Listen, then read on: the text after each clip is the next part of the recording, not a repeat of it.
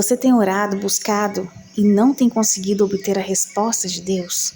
Então esse vídeo é para você que está buscando entender um pouco mais a respeito da oração. Muitas vezes nos perguntamos por que eu oro e não consigo a resposta.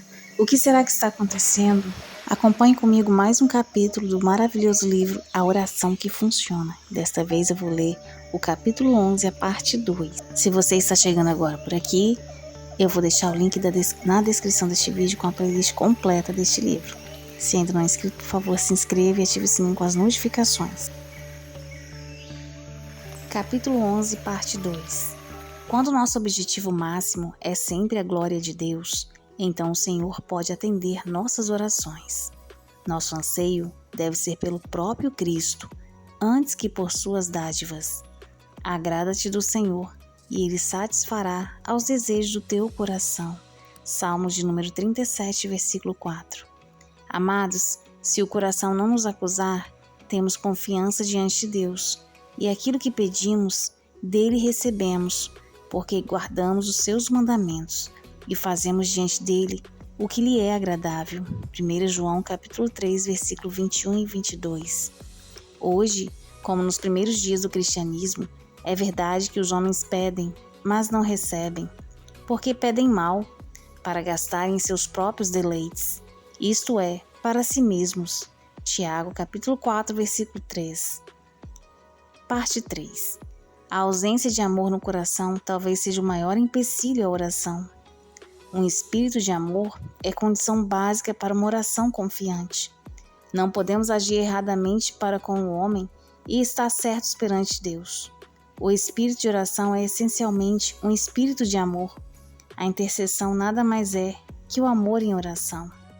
Ora melhor quem ama melhor, a todas as coisas grandes e pequenas, pois o grande de Deus que nos ama, a todas criou e as ama. Será que nos atrevemos a odiar ou não gostar daqueles a quem Deus ama? E se o fizermos, será que realmente possuímos o Espírito de Cristo? Temos que encarar esses fatos elementares de nossa fé, se quisermos que nossa oração não seja apenas mera formalidade. O Senhor diz: amai os vossos inimigos e orai pelos que vos perseguem, para que vos torneis filhos do vosso Pai Celeste. Mateus capítulo 5, versículo 44 e 45. Estamos propensos a achar que um grande número de cristãos nunca examinou esta questão. Quando ouvimos alguns obreiros cristãos, e alguns até bem proeminentes, referirem-se aos que discordam deles, temos que supor em amor que nunca ouviram esse mandamento do Senhor. Nossa vida diária neste mundo é a melhor prova de nosso poder na oração. Deus acata minhas orações não com base no espírito e no tom de voz que demonstro ao orar em público ou em particular, mas com o espírito que demonstro em minha vida diária. As pessoas de mau gênio só podem ser frias na oração. Se não obedecermos ao mandamento do Senhor de amarmos uns aos outros, nossas orações são totalmente sem valor. Se temos um espírito de ressentimento, orar é quase um desperdício de tempo. E, no entanto, um proeminente líder de uma de nossas catedrais, recentemente, teria dito que se existem pessoas a quem nunca podemos perdoar. Se assim é, esperamos que ele use uma versão abreviada do Pai Nosso. Cristo ensinou-nos a dizer: perdoa-nos, assim como nós perdoamos. E vai mais além, ele declara: se, porém, não perdoardes aos homens, tampouco o vosso Pai os perdoará as vossas ofensas. Mateus capítulo 6, versículo 15. Que possamos revelar sempre o Espírito de Cristo e não prejudicar o perdão de que tanto necessitamos. Quantos nossos leitores que não têm a menor intenção de perdoar seus inimigos, e nem mesmo os amigos que os ofendem, recitariam o Pai Nosso hoje? Muitos crentes nunca deram uma dimensão correta à oração, não por uma insinceridade consciente, mas por falta de raciocínio. A culpa disso está com aqueles que ensinam e pregam. Temos a tendência de ensinar doutrinas ao invés de atos. A maioria das pessoas deseja fazer o que é certo, mas pensam antes nas grandes coisas e não nas pequeninas falhas na vida de amor. O Senhor chega até dizer que nem mesmo nossas ofertas devem ser dadas a Deus Se não lembrarmos de que nosso irmão tem alguma coisa contra ti, Mateus 5:23, e se ele não aceita nossa oferta, seria provável que atendesse nossas petições? Foi somente quando Jó cessou de contender com seus inimigos, que a Bíblia chama de amigos, que o Senhor mudou a sorte dele e deu-lhe em dobro tudo que possuíra antes. Jó 42, versículo 10. Como somos lentos e como somos reticentes em entender que nosso modo de viver impede nossas orações, e como relutamos em nos orientarmos pelas leis do amor. Desejamos ganhar almas, e o Senhor nos mostra uma forma de fazê-lo: não divulgar os erros das pessoas. Temos que falar-lhes em particular. E ganhaste teu irmão. Mateus capítulo 18, versículo 15. A maioria das pessoas tem magoado seus irmãos. Até mesmo a vida no lar pode interromper nossa comunhão. Veja o que Pedro diz acerca do assunto e como devemos viver no lar para que não se interrompam nossas orações. 1 Pedro capítulo 3, versículos de 1 ao 10. Gostaríamos de insistir com cada leitor para que peça a Deus para sondar seu coração e mostrar-lhe onde há raiz de amargura com relação a qualquer pessoa. Todos desejamos fazer o que é agradável a Deus. Seria de imensa vantagem para a nossa vida espiritual se resolvêssemos não voltar a orar, enquanto não fizéssemos tudo ao nosso alcance para estabelecer paz e harmonia entre nós e qualquer pessoa com que possamos ter desentendimentos. Enquanto não fizermos isso, no que depende de nós, nossas orações serão apenas desperdício de fôlego. Sentimentos inamistosos para com outras pessoas impedem que Deus nos abençoe de maneira como Ele deseja. Uma vida de amor é condição essencial para a oração confiante. Deus nos desafia hoje, novamente, a nos tornarmos pessoas preparadas para receber suas abundantes bênçãos.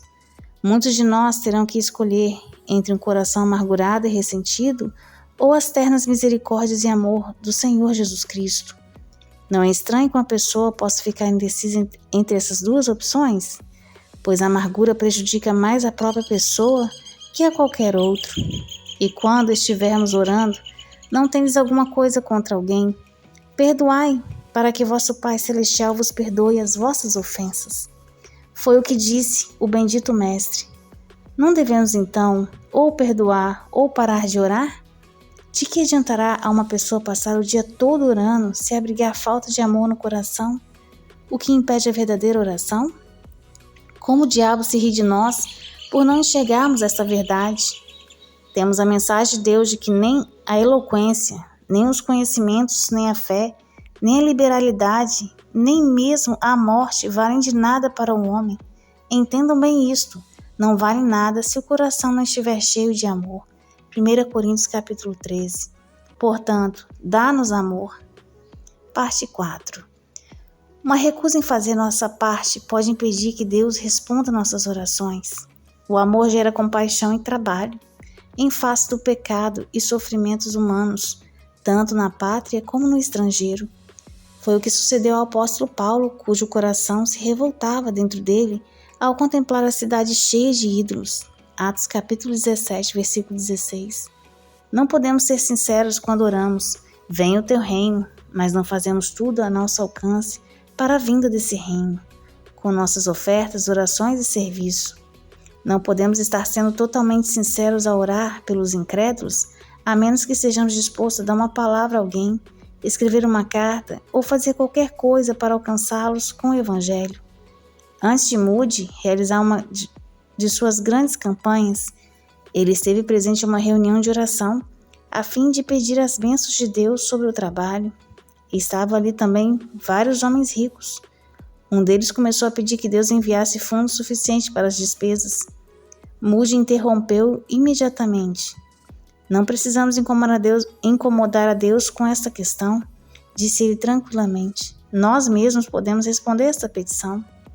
Parte 5. Orar somente em particular pode ser um empecilho. Os filhos não devem ter contato com os pais somente em separado. É importante pensar com que frequência o Senhor se refere à oração em grupo. Comunhão em oração. Se 2 dentre vós sobre a terra concordarem a respeito de qualquer coisa que porventura pedirem, ser-lhe-ás concedida. Porque onde estiver 2 ou 3 reunidos em meu nome, ali estou no meio deles. Mateus capítulo 18, versículos 19 e 20. Temos certeza de que a fraqueza espiritual de muitas igrejas decorre do fato de suas reuniões de oração serem fracas ou de não existirem. As reuniões matutinas e os cultos vespertinos não podem nem mesmo ser realizados com toda a reverência e sem a pressa que parece caracterizá-los frequentemente. Tomar o lugar das reuniões de orações mais elaboradas, onde todos participem. Não podemos fazer de nossas reuniões semanais um culto mais vivo e uma verdadeira força espiritual? Parte 6. O louvor é tão importante quanto a oração. Temos que entrar em suas portas com ações de graças e em seus átrios com hinos de louvor e dar-lhe graças e bendizer o seu nome. Salmo 100, versículo 4. Em certa época de sua vida, John Hyde sentiu-se inspirado a pedir a Deus 4 almas por dia para o seu trabalho. Por seu intermédio, quando não atingiu o número desejado, sentiu o coração pesado e dolorido. Não conseguia comer nem dormir. Então orava a Deus pedindo-lhe que mostrasse qual fora o obstáculo. Em alguns casos, veio descobrir que fora a falta de louvor.